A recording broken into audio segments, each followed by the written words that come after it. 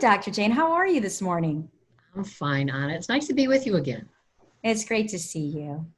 To be honest with you, I was a little nervous about our conversation today about loss and grief. I personally have had gone through a lot of loss throughout my life, and I know firsthand how painful and life-changing a loss can be. It's such a difficult process to go through, and I know that we all have to go through it at some time.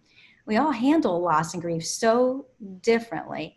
And during this pandemic, so many of us are dealing with many different forms of loss. You're right, Anna. My own history of loss really began in early in my career. I hadn't had much dealings with loss. First job out of graduate school was at a local hospital. So I was being called as a psychologist very often to bedsides or to be with families, of dying patients. And I was also at the time teaching death and dying at the local medical school. So here I was with very, very young medical students who themselves hadn't had much exposure to death and dying. And so we were really learning together what this all meant. And we were using at the time Elizabeth Kubler-Ross's 5 Stages of Grief, which was developed in 1969 and really was the hallmark of grief work at the time. Later research and really brought out new processes of grief, new processes of grief work, I should say. And some of those were really very, very different because they did not have the linear stage model that Kubler-Ross used. One in particular that was very helpful for me was grief recovery, which was developed by two non-professionals who, although they honored Elizabeth Kubler-Ross's work, said, grief is very, very subjective, and a lot of it depends on what has happened in the past and whether or not there have been past grievances and past grief resolved, and that all plays into a current grief. And at the time that I was studying this and training in it, I was still working at a general hospital, but my father was ill and his health was failing, and he died during this process. And it was enormously helpful to me to look at the past, resolve past grievances, and resolve past grief so that I could really move through the process with his death. Yes, sometimes I think it would really be nice if some instructions would be offered because no one tells us how to grieve or that it is a life experience that is natural. And some people can find value in it. You're absolutely right. Our culture as a whole is very fearful of the full expression of emotions, period. But grief in particular, because it really puts us in touch with impermanence of life, our own mortality. So our culture tends to cultivate certain structures and certain cliches even that allow us to have a distance from that true impact of the intensity of the emotions. It's about being strong, keeping the lid on, getting a grip. I remember going through my own grieving process a few years ago when my husband died, and people would say to me, "Oh, Jane, you're so strong." Like that was a virtue. And yet on the inside, I was thinking to myself, "Oh, if you only knew, I'm coming apart here." Yeah. Yeah. So what happens when we follow cultural direction and not express our grief? Well, with unexpressed grief, like any unexpressed emotion, it really causes a disconnect, first from ourselves and then from others. And there's also a disconnect from really those kind of heartfelt emotions, empathy and compassion, self-compassion. Try as we may, we cannot avoid grief, not just of loved ones, but grief throughout our lives, because it puts us in touch with the impermanence of everything in life, everything that we've known as we've known it. It's all changing. It's all impermanent. Well, I know that, yes, I know I became in touch with my own mortality when my brother passed away at such a young age. Dr. Jane, can we discuss some of our personal sensitivities that people may have? Yes, yes. First of all, I think the important piece is to know that it is very subjective. It depends on our personal interpretation of the loss. personal interpretation, around the emotions that the loss tends to be moving into. So this is fueled by our accumulative history, our experience, our families, our communities, our religions, values and beliefs all play into this. Past traumas all contribute to personal sensitivities. Yeah, this makes total sense on why everyone has their individual sensitivities. Can we discuss the different categories of loss and grief? Yes, probably the broadest category of grief is complicated and non-complicated grief. And the non-complicated grief very often is that individual who somehow, given what they're going through and their own personal experiences and their interpretation, are able to move through the loss process and the grief process. The complicated grief tends to be those individuals who, for a myriad of reasons, tend to get stuck, tend to not be able to move through the grief. Sometimes that's because it is overwhelming. Sometimes it's because they are trying to avoid it, or a combination of both. But then there are also other categories of grief that are individual types of grief. Typically, the one that we think of most often is death of a loved one, or death of a friend, or a significant other. These are specific categories of loss. Death of a pet. So it's that death of that person, place, that we were really attached to. And so with this, there's also the grief of what might have been. So someone might lose a parent, and it's not just the loss of the parent, but it's also the loss of maybe a relationship that had never developed, or something that we had wished we had done with that particular loved one that we really never were able to get to. So a lot of disappointment in that as well. Moving to a new place, whether it's a geographical move or a move to, a position within a company, there's a certain grief that goes with that as we leave something that is familiar and some certainty and move into more unfamiliar, uncertain kinds of places. Divorce is another category of grief. Very often, that isn't really expressed and moved through productively, especially if there's been high conflict in the divorce. But again, it's the loss of what was initially a dream and a promise in moving into uncertainty. And then there's also loss of employment. And certainly we've seen this throughout the pandemic, where people have lost jobs or have had to move into different categories within their employment.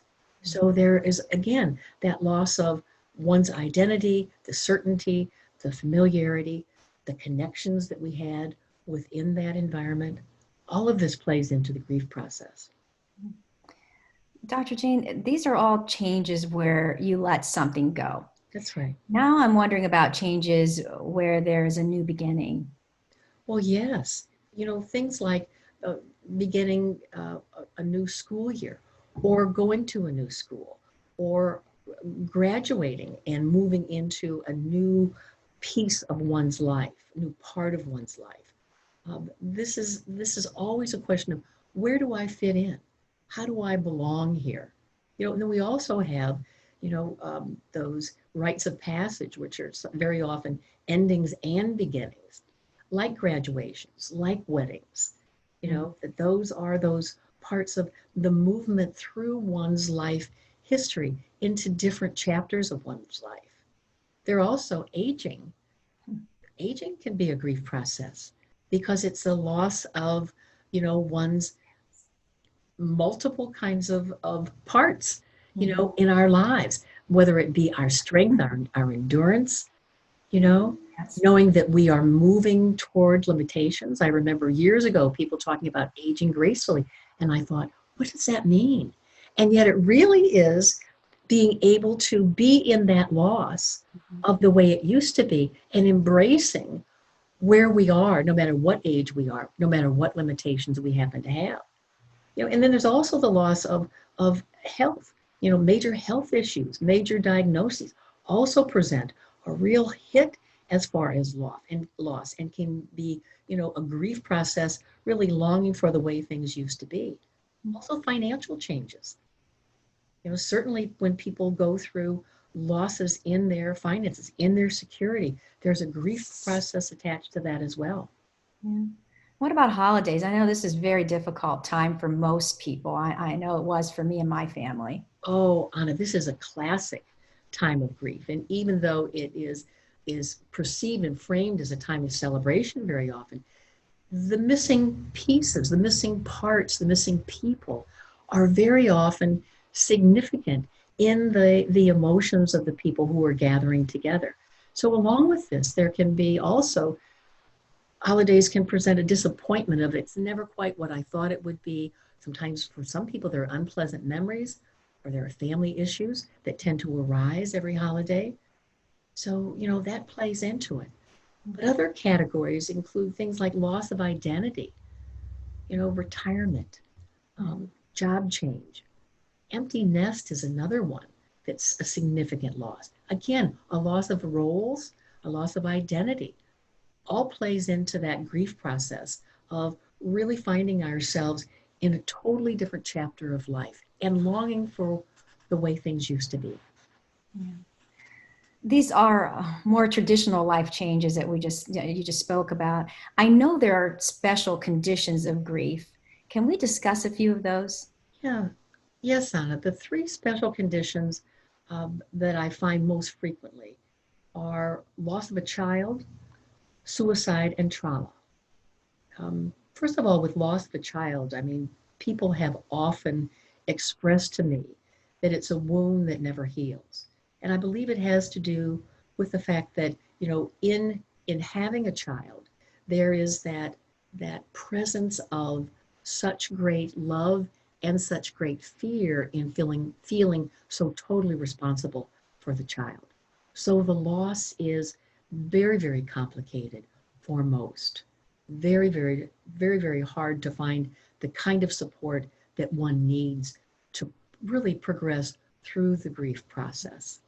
And oftentimes reaching acceptance isn't something that comes easily, quickly, sometimes ever. Hmm. And then when we talk about suicide, again, there's so many unanswered questions that come with one's knowing someone and being close to someone who has committed suicide. There's also, questions of, did I do enough? How didn't I know? Could I have prevented it? So there's a quality of guilt very often that goes along in the grief process. And it's enormously difficult. And again, for many, it's a wound that just really never heals. And then we have trauma, and the trauma can be loss in wartime, whether that be on the battlefield or survivors of the battlefield or the families of the survivors of the battlefield. And very often there's a lot of guilt involved with that. Again, did I do enough? Could I have prevented this in some way? A myriad of pieces to that. But also under the whole complicated grief of trauma are things like people who have experienced assault, natural disasters. How can I go on? How can I go on when others weren't able to? As a survivor's guilt, I survived the natural disaster or the assault or the incident. How is it that I'm here? My life will never be the same. And so it's hard to find closure very often. Hard to Yeah, find. I can see where these would definitely be complicated conditions of grief. It's just so sad. It would be so difficult to move on and hard to find closure, like you said. Mhm. I know it would just totally disrupt one's life. I just can't even, well, I can't imagine. But this Yeah. also has me wondering about the continuation of this pandemic and a huge amount of grief and loss that people are experiencing right now. Oh, Anna, you're absolutely right. There's the loss of loved ones.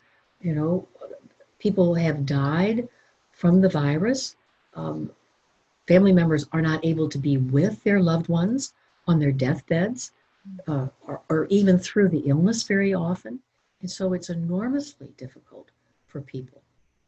Yeah, I know. Funerals have been postponed. A lot of funerals have been postponed, and also I've watched live stream funerals from for family members and a couple of our friends. So it's so sad not to be able to be present.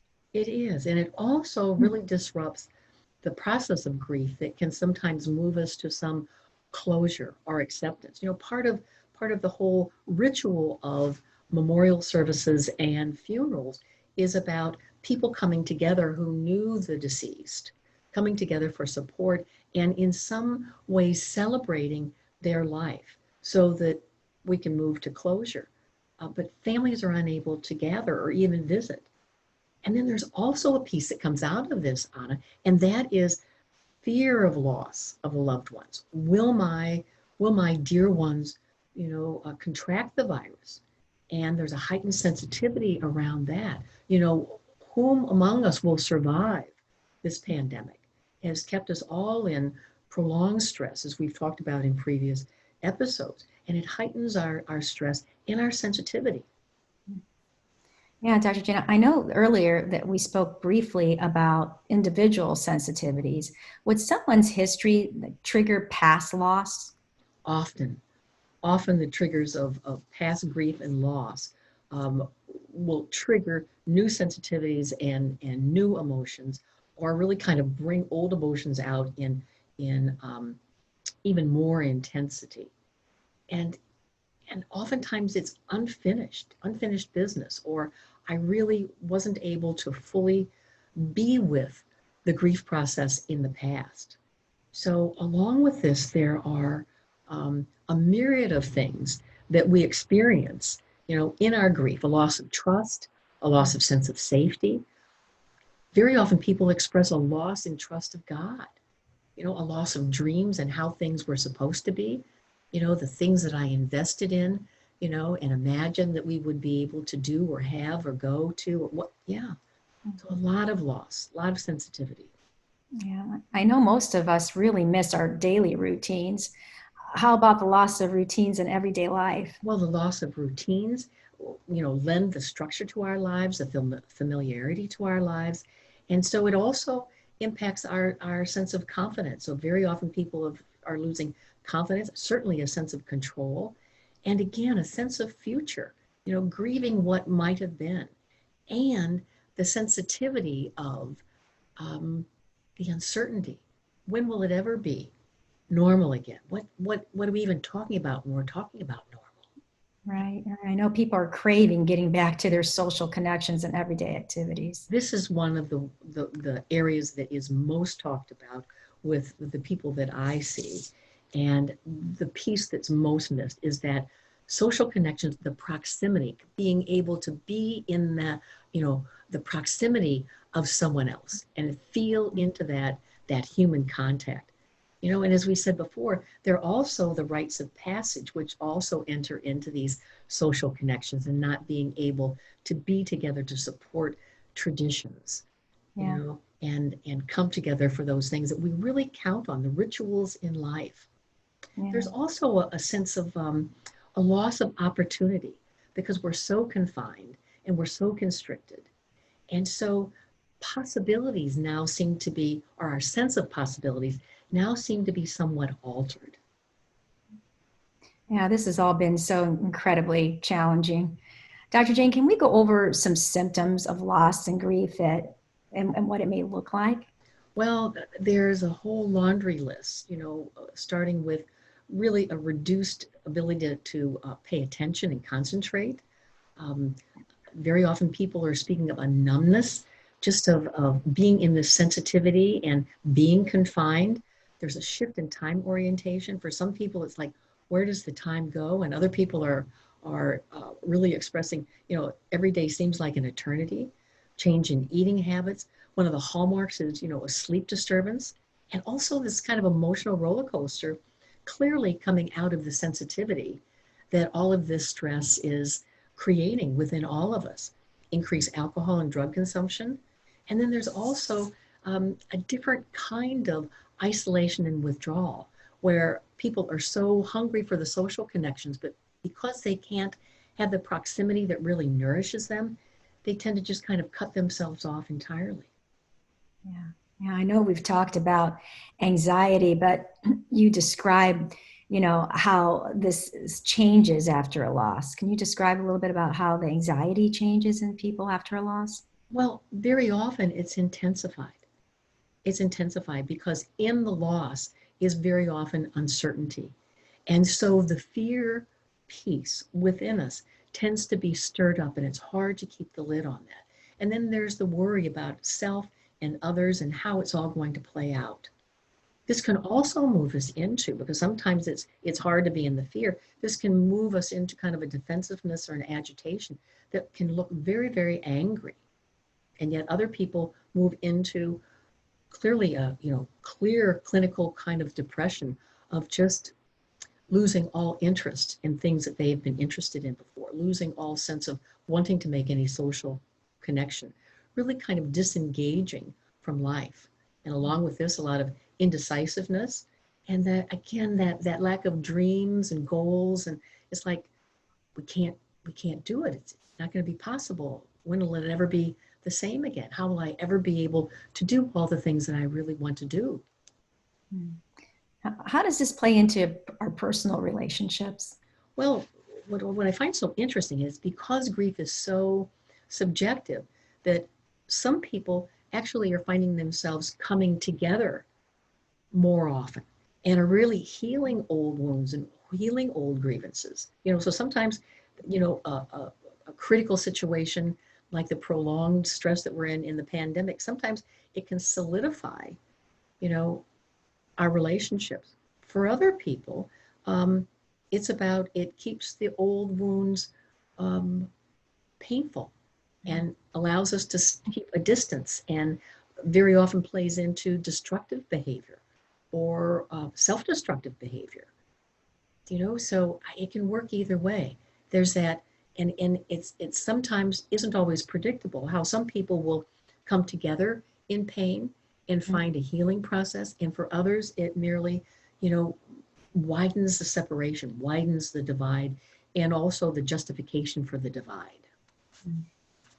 Well, everything you just described is an example of what we're seeing, obviously on the outside. Dr. Jane, what's going on the inside during this whole process? Well, the subjective experience, again, it's kind of like fingerprints. No one is alike. Although when you talk to people, they'll say, "Yeah, me too. I'm feeling that. Yeah." But on a whole, it's like how we experience it is very, very personal. For many, grief is about feeling like they're drowning in sadness and sorrow. It really is a heartbreak. Mm. And for many, because it's so overwhelming, move into not caring about anything. Nothing really matters. That kind of proverbial kind of whatever, is the thing that comes out.